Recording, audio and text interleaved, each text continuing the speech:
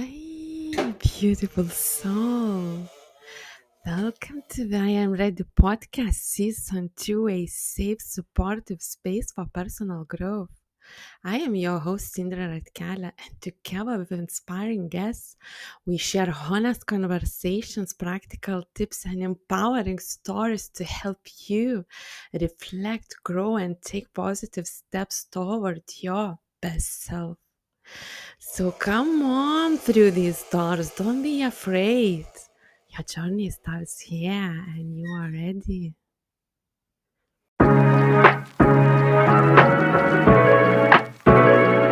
Hello, welcome back to the I Am Ready podcast. And today I have a special guest. I'm so honored to have you. This is Matthew Hutcheson.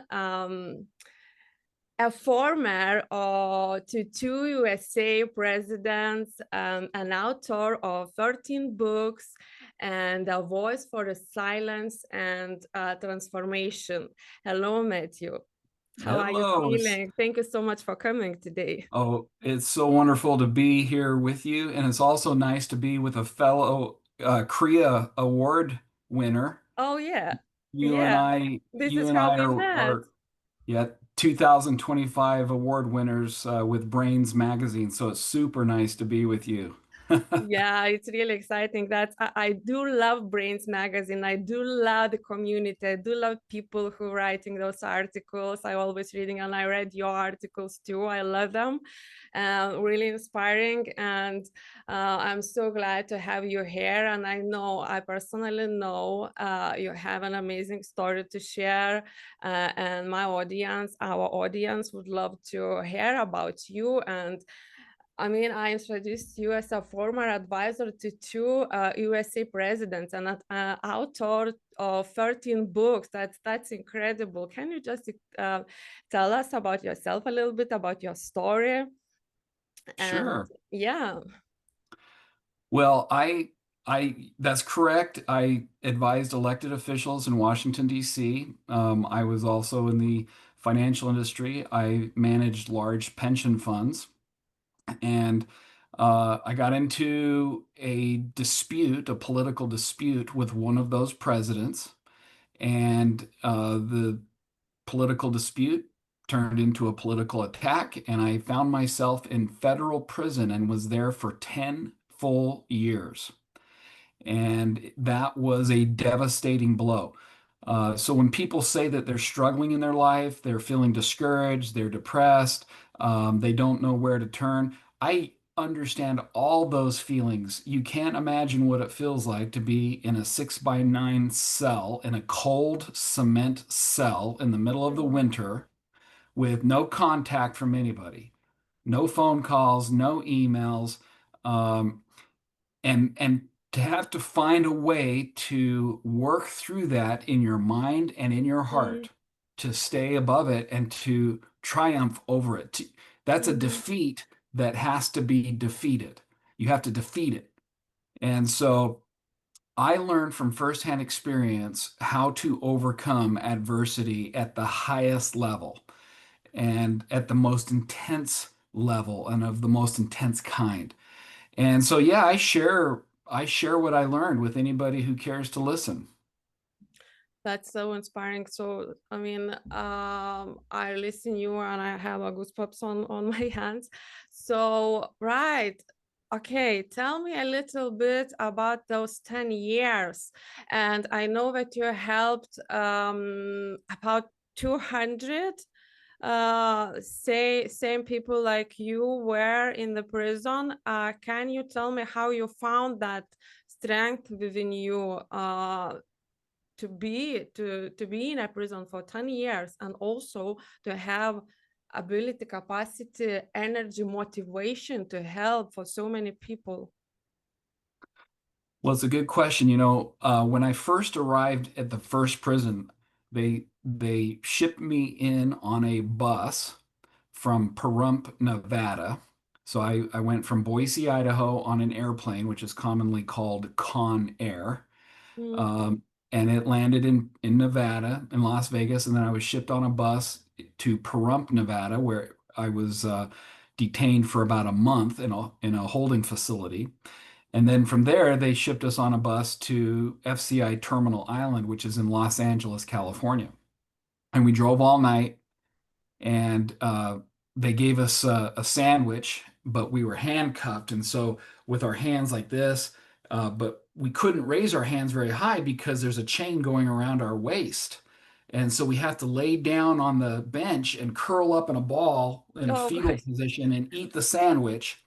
Um, so after driving about 4 or 5 hours from Las Vegas to Los Angeles, we finally arrived at FCI Terminal Island in Los Angeles, and there they put us in a holding cell, a cement holding cell, and I just couldn't believe it was happening. I just kept saying, "This cannot be real. Real. This cannot be real." After about 5 hours, the guards had processed all of the new inmates. That, it's called they processing and intake. And when I was finished with being processed, they took me into the courtyard of the prison. And I didn't know what to expect. I just assumed that the courtyard would be just dirt and razor wire. Mm, But inside the courtyard was this beautiful garden full of roses and palm wow. trees and other types of flowers, beautifully manicured. The inmates were the gardeners. And all of a sudden I realized that, hey, there's beauty in ugly places if you will see it, if you'll welcome it. Exactly. And Agree too. so I made a decision right then. If I can see the beauty in human beings, in even in human beings who have made terrible mistakes, or even evil human beings, because even evil human beings have maybe a smoldering ember of hope of goodness in them. Yeah. And you can fan that and fan the flame until it starts to rekindle and to burn. You can help people find the light again. I just made a Yeah. commitment. I made a commitment to myself that if I was going to go through this experience, I was going to, number one, do it well with the right attitude. Mm, Number two, I was going to help every single person I could who would let me help them. And number three, I made a decision early on that if I started to feel FUD, which is fear, uncertainty, doubt, and dread, if I started to feel that, I would stop myself and say, that's irrational, because nothing is completely bad. Nothing is completely lost. Nothing is complete. There's no such thing as complete fear. There's no such thing as complete uncertainty. So when you start feeling that, if you stop yourself and say, that's irrational, how much of this is real and credible, and how much can I discard? How much can I dismiss? mm-hmm. So by doing those three things, I was able to remain cheerful in a hopeless and dreary place for 10 years. And I also had to consciously bend what I called my arc, my trajectory arc. Mm, So, true north, you're pointed true north, but on a day-to-day basis, you feel your trajectory kind of bending away from true north, and mm-hmm. you start getting FUD, fear, uncertainty, doubt, and dread. You start getting discouraged. You start saying, oh, this is hopeless. I'm never going to get out of here. Nobody loves me. I've been I am forsaken that by person. society. Mm-hmm. Yeah, Uh-huh. yeah, You yeah. start having those thoughts. And so in my mind, I would visualize myself taking that trajectory arc like it was a piece of metal, like a Mm, needle pointing at true north. And I would literally take it with my hands in my mind and I would bend it back to true north. And then it would go like this again. And I'd bend it back and I mm-hmm. keep bending it back until it finally would obey me and stay. And I would do that every day. And I would tell people who were getting depressed, other inmates, people in prison, they'd start getting discouraged. And I said, bend your arc back, bend it back, do it right now, bend it back to Mm, true north. No, things aren't going well, bend it back. Use your mind, your imagination, and bend it back. And when people start doing that, and it starts to become an exercise that they are familiar with and comfortable with, it helps them reorient their thinking. And so that's how I did it. Amazing. And yeah, so you helped 200 people to um okay, another question, how you communicated to your family, because as you said you couldn't communicate, no emails, no phones, of course. Mhm. That's for sure, of course. But um your closest environments, your friends, they supported you, or they actually left you on your own because of what's happened and you actually needed overcome this challenge too, being left by everyone and everybody? Well, to clarify, um, I spent a total of 36 months of the 10 years in what's called solitary confinement. And Oh. it wasn't consecutive 36 months. It was 6 months here, 2 months there. So it was non-consecutive 36 months, but it was still a lot of time. That's 3 full years Mm, spent alone in a cement cell without email or phone. However, the other 7 years, I was able to email my wife. I could call her every single day, only for 10 minutes though. The mm. phone calls were limited to 10 minutes. Of course, I could write letters, and I could receive letters, but very, very difficult, very limited communication. Could you And to see answer her your at all? question, Sorry, I'm sorry, could you see her at all? Did you meet her occasionally? she could come and visit occasionally, but I was 800 miles away, Yeah. and she was a young mother trying to Mm, provide for our 4 children who now didn't have a father. And she was trying to make a living uh, and taking care of them. And so coming to visit me was an enormous sacrifice. It costed money. There were hotel, gasoline, wear and tear on the car, and time away from work. Extremely expensive, a genuine sacrifice of the highest order, but she would come and visit me as frequently as she could, and I was so thankful for that. That was such an enormous blessing. Um, but to answer your question, uh, I had I had no friends, good, all of my what I would call friends disavowed me. mm. They forsook me and no longer held me to be a friend or somebody that they wanted to associate with. And that, of course, was heartbreaking. I can't even describe for you what that felt like. Many people in my family did the same thing. Most of the people in my family never wrote me letters or came to visit me, and that broke my heart. But again, it's a huge sacrifice, so I also understand. I don't hold that against them. It's just very painful Mhm. to not have visits from family and people who love you. Now, on the other hand, I did make new friends, and those friends have been friends of the highest order, such loyal, loving, dedicated, what we call ride or die. It's kind of like, the motorcycle gangs, the Hells Angels, they say, you better get on your motorcycle and ride or you're going to die. It's kind of like ride or die. Um, so my mom and dad came and visited me several times. It was so wonderful to see them. I love them so much, and I miss my mom. She passed away about 3 years ago, and I miss her Oh. dearly. Um, so I was able to have occasional visits. Um, and you had asked a question earlier about where did those 200 people come from that I taught?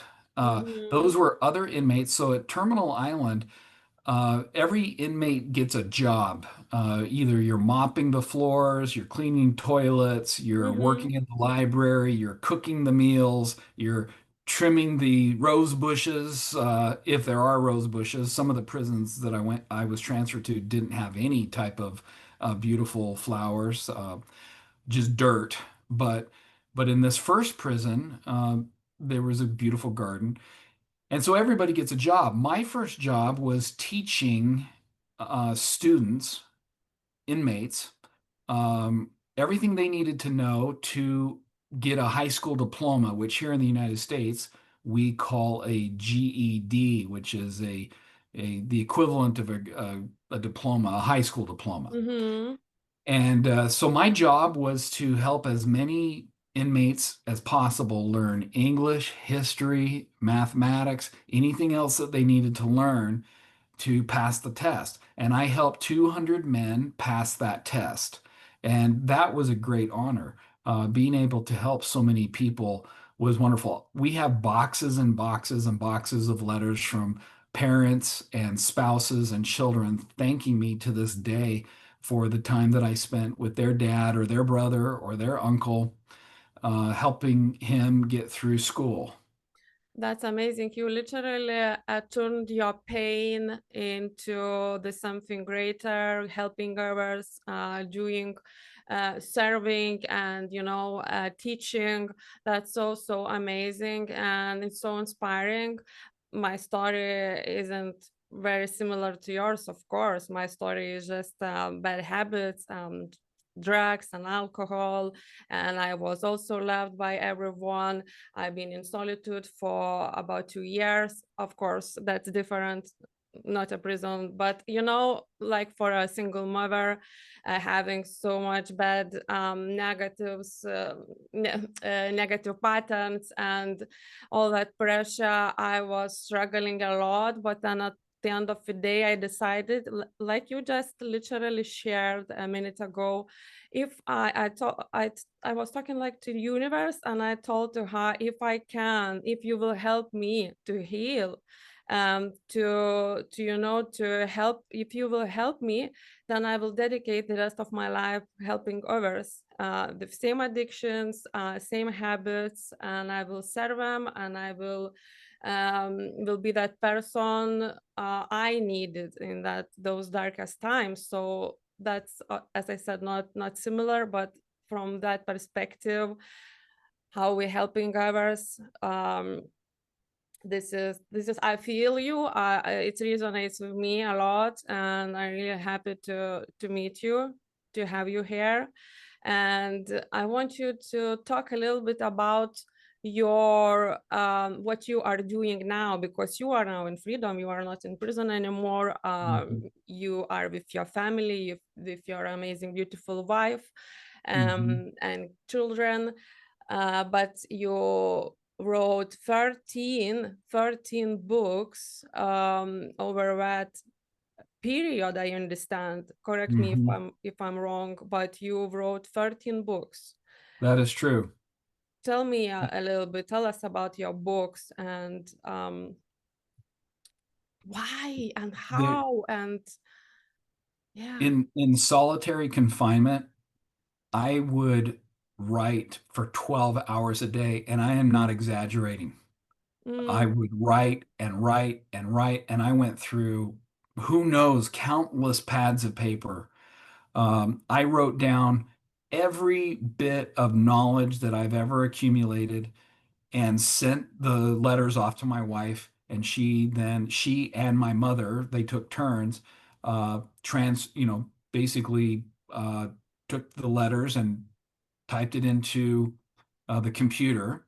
And then we have a publisher, and her name is Kirsten, and she publishes the books.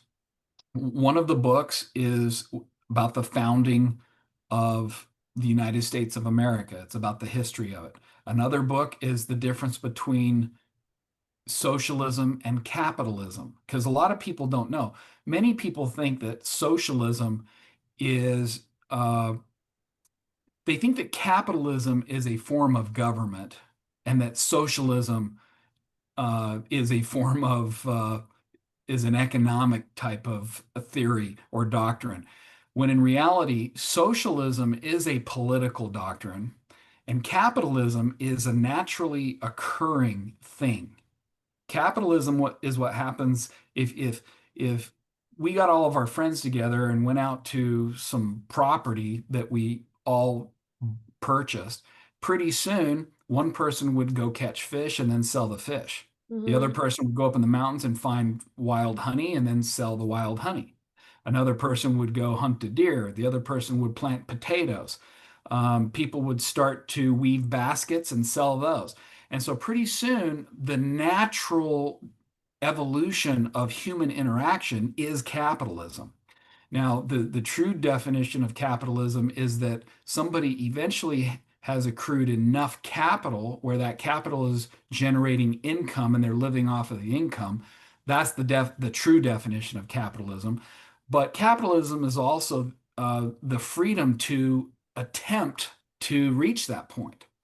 So it means both of those things. And so capitalism is naturally occurring as not a form of government because in pure capitalism, the people will govern themselves because a loss of trust by one causes that person to be diminished in the community and that person's income will go down. And so it's a self-regulating type of phenomenon. Socialism, on the other hand, is where the government controls the capital and controls the allocation of labor, controls the distribution of the goods and products sold and so forth. And then, of course, communism is where the government owns the labor. The communism owns the people producing the goods. And so that's one of the books that I wrote. The book that I cherish the most, however, is a book called Quinny. And it is the story of a Native American father who went to prison for 45 years to protect his son. Mm-hmm. And it's a tragic story. It's a true story. It's a narrative biography. And I don't want to reveal it because I don't want to spoil it for anybody who might want to read it. But you can find it on Amazon. It's called Quinny. And Mm-hmm. it's a heart-wrenching story. It's a story about love. It's a story about redemption. It's a story about courage.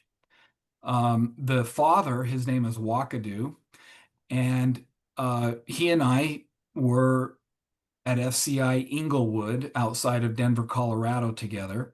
And I spent an entire year speaking with him every single day, writing down his whole life story.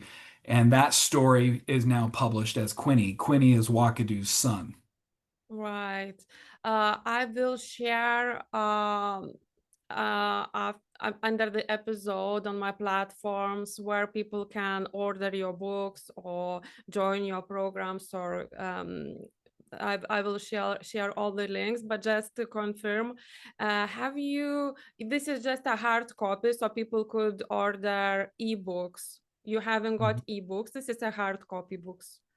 Yes. It's Quinny is a paper copy or an ebook or audio. Oh, amazing. All And all all of three. you.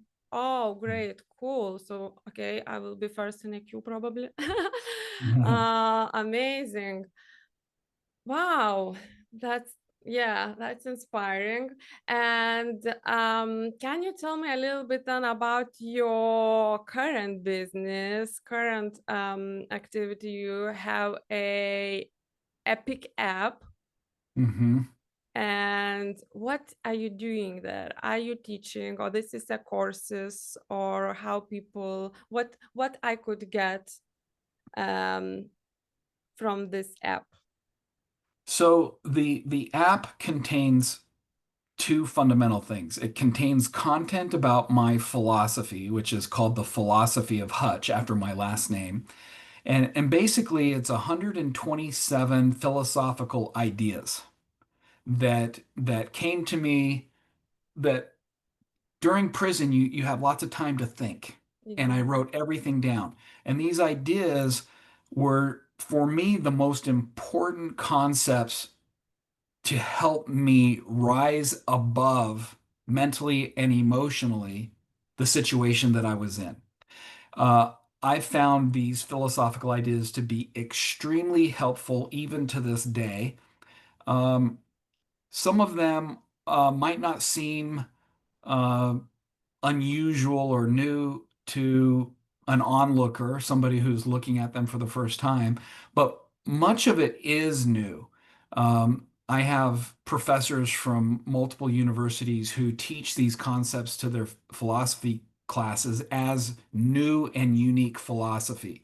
So some of it's very, very new that's never been articulated or connections have never been made before I made them when I was in prison. And then the second part of the Epic app is something called the 6 week challenge.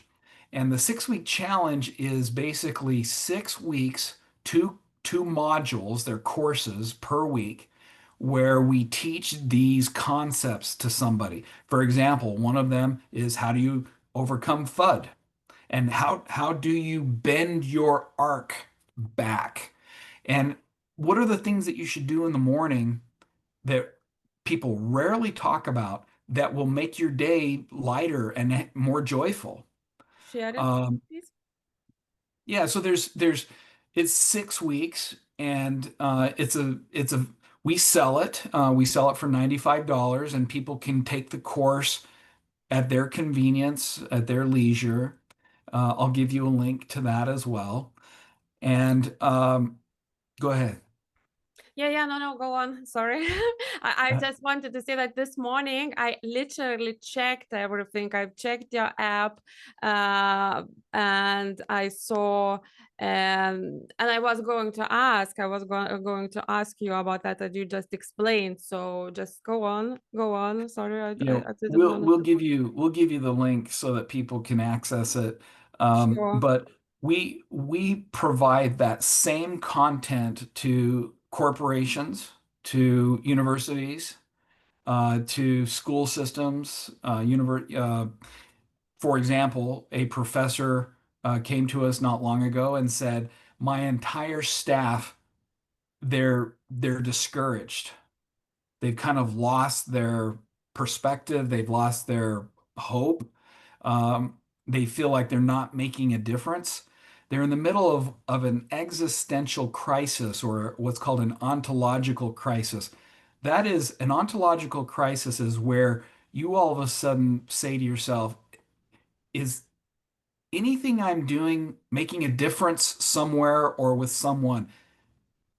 Do I matter? Does anything I do matter? Am I helping anybody? And see, you're helping so many people right now. You have risen up above what once was, and now you're picking people up with you. That matters a lot. And so you should be feeling really good inside because you know that you're making a difference. So you are not having an ontological crisis, but some people do. And it's strange. The most successful people that you would never expect to have these types of crises often do. Surgeons, uh, professors, scientists, uh, owners of companies, owners of nonprofits that do lots of noble things in the world, suddenly, sometimes they wake up in the morning and say, I don't think I'm making a difference. And they get really discouraged. And then what happens? FUD starts to come in, fear, uncertainty, doubt, and dread. And so people hire my wife and me, to come in and help get rid of FUD. We Mm-hmm. clean that up and purge it and um, what show an organization or an individual what they need to do to Wow. keep FUD away from their organizations. And so we're under immense demand at the moment because people are discouraged around the world. And we get phone calls from everywhere that you can possibly imagine. That's amazing. And I should say that sometimes, occasionally, that feeling like I'm not making any difference, it comes. It's maybe I sometimes overburn or overtired, or something isn't happening how it should happen, or I have some failures. That's life. That's normal. And sometimes I feel like I need to work on myself, and I need to, because I understand also we as coaches and entrepreneurs and the people who are helping and serving, we are giving lots of energy, lots of love, lots of support, and we have to be very strong, mentally, physically, emotionally, in all areas, you know. And sometimes we can found ourselves end up drained, emotionally, physically, psychologically. And we don't have a lot of support, because we are that support, we supporters, we helping.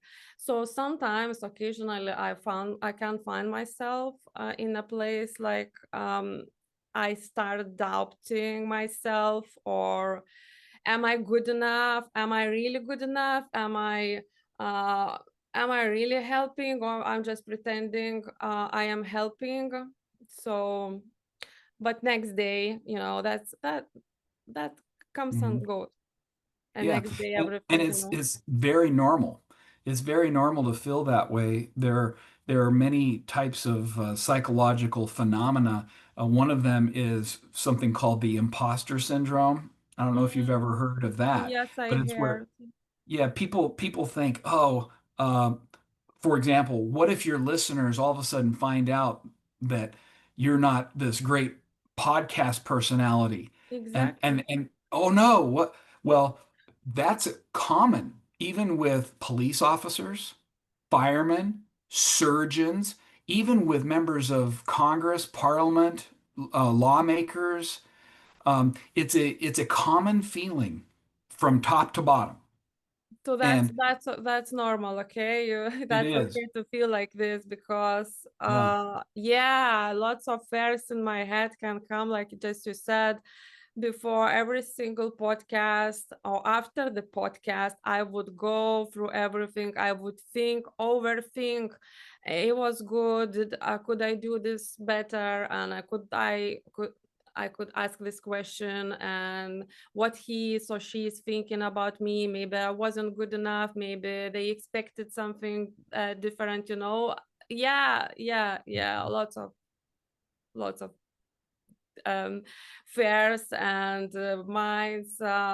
Sometimes it can block you, but Mhm. I also understand that this is how I grow, how I evolve, and how I learn, because this makes me every time to make better, to learn, and yeah.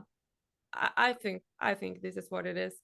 I'm stepping out of my comfort zone every single time, and to have people like you, um, it's a little bit challenging, but from the good perspective, because you are very knowledgeable. You had such a huge experience, to be a former advisor of two USA presidents. That's your connections, and um, everything you do now. You are a speaker, you are talking on stages, you are teaching people.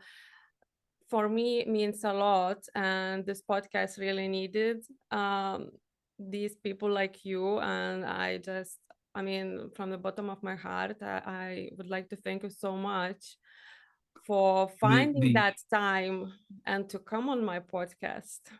the honor is mine, and I say that sincerely. You are the reason that people have hope in the world. Um, I'll have to tell you this story. One time, I was in Washington, D.C., and an elected official said, "Hey, can you talk to me?" I was like, "Sure." I thought we were going to talk about something that we'd been working on, and he said, "I'm so scared. I don't know what I'm doing. I don't want anybody to find out that I'm ignorant. I don't want anybody to find out that I'm incompetent." This is a lawmaker here in the United States saying, I'm not who people think I am. Mm, And you know what I told him? I said, you have the right to rise and you have the right to supernal help. You have the right to help from these supernal realms that are mhm. higher than us. Wow. There's a power that's higher than human power. And there's a law or a governing power that's higher than human law. And we're entitled to help. You mentioned earlier, you reached out with your heart and you said, if you'll help me, you reached out to the supernal realm and said, if Universe. you'll help me, I'll be a servant. And what happened? You were elevated up. You're a 2025 Korea Global Award winner. You are an inspiration to millions of people. And that's real. That's That's real. not pretend. That's real. That's real. And yes, yeah, that's real. And I have to be grateful. I always grateful, but I have to remember, we all have to remember to be grateful for everything in our lives. And I have to be grateful to universe because she's supporting me. She is supporting me all the time. I feel it. I honor it, and she's sending me people. She's sending me connections. She sent you to me, and for the podcast, and for the people who can hear your story. And actually, you're giving so many valuable advices, and your support. I just can feel your support. Literally, you supporting me right now, this second, talking to me, and this energy gonna stay, for a long time. So I can then that energy uh, to share the people to use in order to share, to help to create. It's just I actually need it so much. So We have a lot in common, and we have a lot of similarities in that want uh, we want human beings to feel less pain. We want human beings to feel more joy. We want them to know that they have the right to feel more joy. They don't have to feel guilty about it. Human beings are so interesting to me. When I was in prison, I'd go in. One time, I'll have to tell you this. There was this big Polynesian guy in my wing, my cell wing, and he's from Tonga, and he was probably 6'5", weighed 300 pounds, and just full muscle, just muscle head to mhm, toe. And I walked by his cell, and his head was down on his desk, and he was crying. And I walked up to him and I said, "What on earth is going on? What's wrong with you?" And keep in mind, he's 62 years old at the time. He looked up at me with tears in his eyes and he said, "I want my mommy." So we now say whenever things get hard, "I want my mommy." But the point of this is that nobody is spared. Everybody feels human emotions, everybody, but everybody has the right to hope for more joy, to hope for more um, meaning. Everybody can feel justified in saying, you know what, I don't want to be like this anymore. I don't want to be sad. I don't want to be wallowing in FUD. I mhm, want to do something for someone. And that's what makes you so inspiring, is you said, I am going to help others rise up and be better and be happier and find their purpose. There's nothing more inspiring than that. That's what I love about humanity, mhm, especially when somebody has felt the pains of defeat and they say, you know what, I'm going to defeat this defeat and I'm mhm. going to rise up and out of Yeah. it and I'm going to take everybody with me who will come. I love that. And that's what Mhm. you're doing. And that's why I'm so inspired by you. Thank you.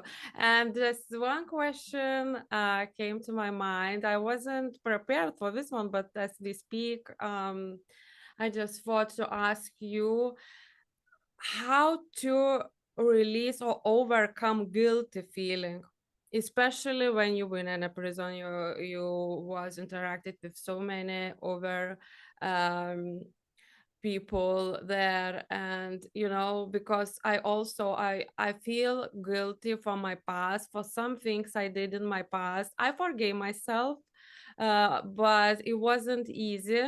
And I understand that a lot of people were actually carrying that guilty or shame, and they can't move on because this is the thing which holds them back from moving, from releasing it, free themselves, and move on. So what advice would you could give me if I would say I feel so guilty because I did something in my past? I understand that past is not define you. This is just past. This is, I mean, it's not your future. And you understand what I'm asking, what I'm Hmm. saying, because I forgave myself for my past mistakes, but I know that lots of people would like any advice you could give them. And I Hmm. also would like, because you never know, what can happen in the future. We all do mistakes. We all do mistakes. We are all human beings. So how to forgive yourself, and how it is so important. I understand that this is so important to forgive yourself, Hmm. but how to do so? It's a two-step process. Have you ever had a conversation with somebody and they said to you, "You're not being rational"? Have you ever had a conversation like that where somebody accused you of Probably not? maybe my mother would say that to me. I can't remember properly, but I heard that, I think. Okay, if you were to describe what being rational means, how would you describe it? To be rational, balanced, everything in balance. Balance. Okay, balance is good. What else? What else comes to mind? Do everything perfect? No? Aha. That. That is what most people think. So rational is a ratio. What's a rate in mathematics? What's a ratio? What's 1/2? What does that represent? 50%, right? One Yeah. half. Okay. So a ratio is some portion of something bigger. So to be Right. irrational means that you are either anchored on black or white, 100% or zero. That's being irrational. Being rational means you're looking at your problems as a ratio, like 3/4 or 50% or 25%.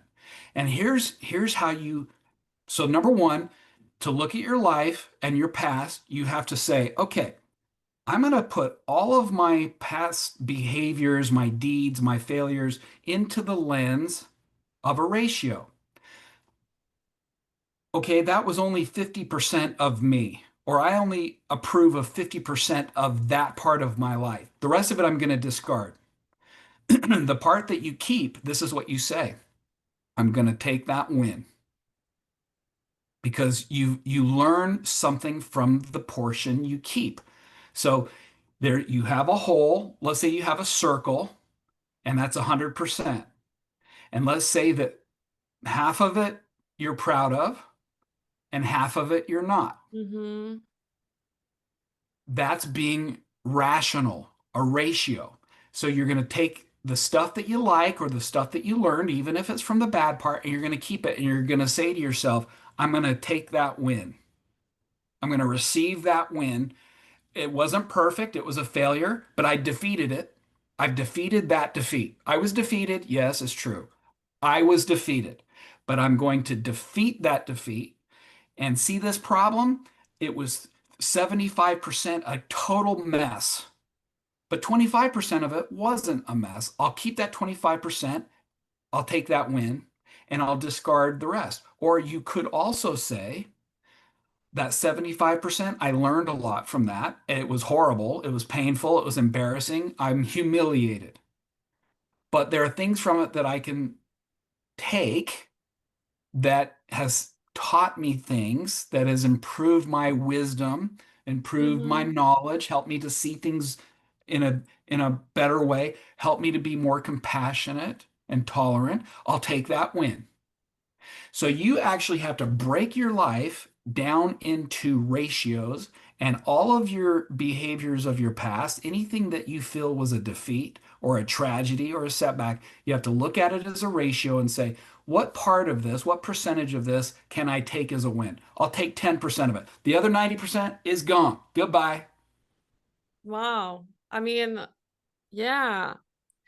I mean, in to explain this from my lens, from my understanding, I would say like every experience is shaping you to the better version of yourself. If you learn from your experiences, from your mistakes, from your past failures, and the things you are not proud of.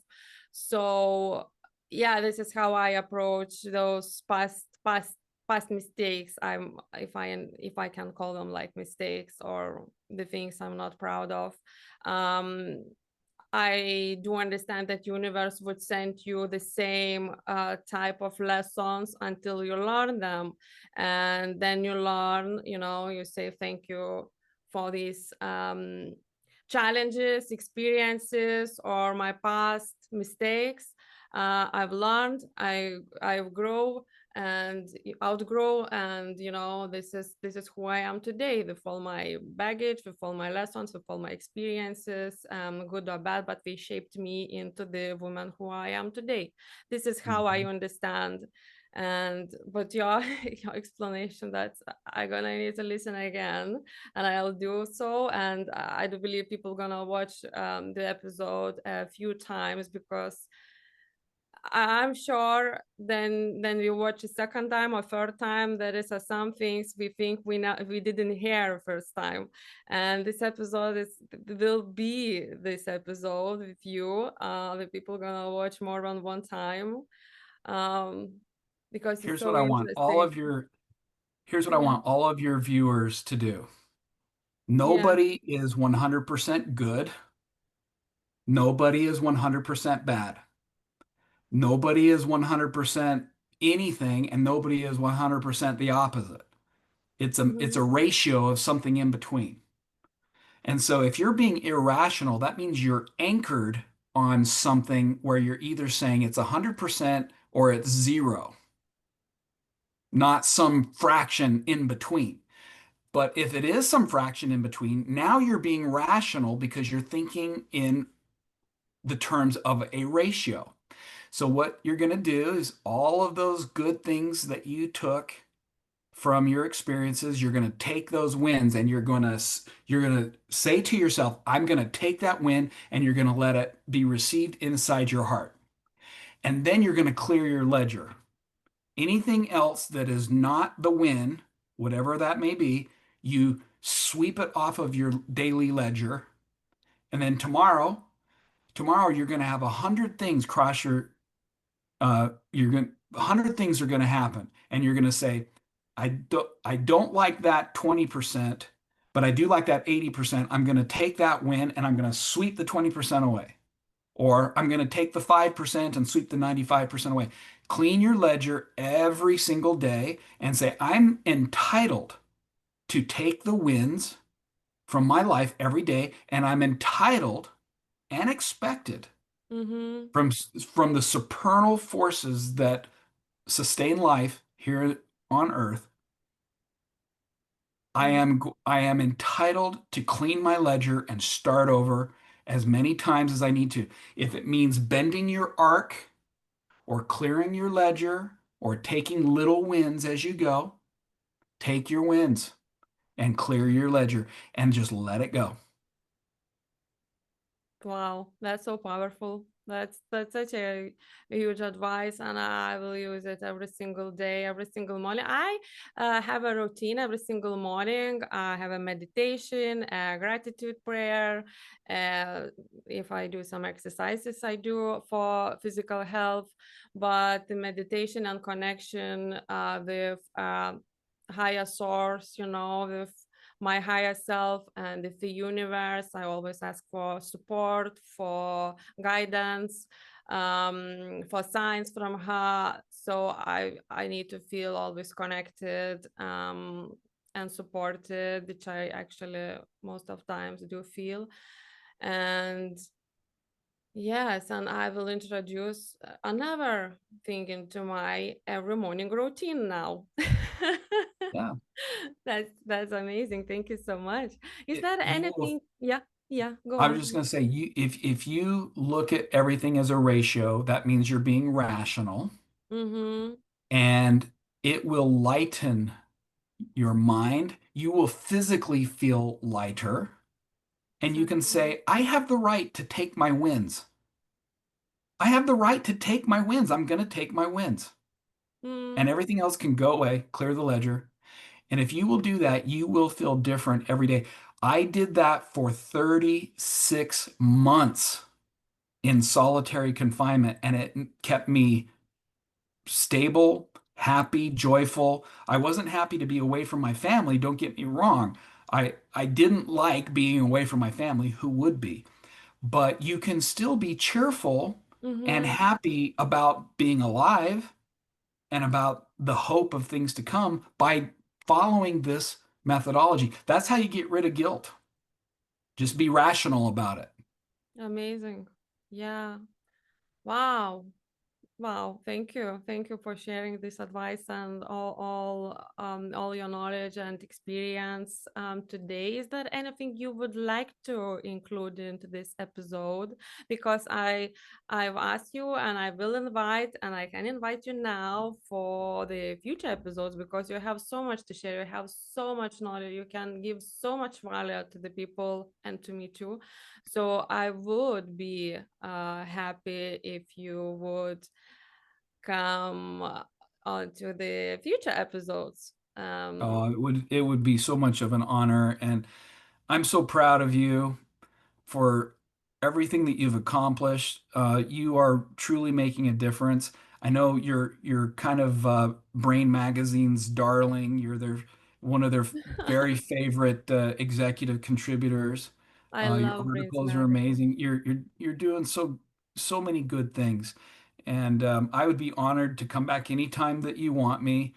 I don't have anything in particular to share other than what we've already talked about, but We can speak for hours about personal development, growth, and going forward. I will ask my audience, especially when we will share and post our first episode with you. The people gonna ask questions, and we can create episodes special from the questions and talking about all these life experiences and how to overcome challenges, different challenges, how to raise the kids also, because you also a father. There is lots of topics we can speak and mhm, share with people. There is, I would think we could speak 24/7 for sure. you know no doubt, no doubt, it would be a joy. It would be a joy.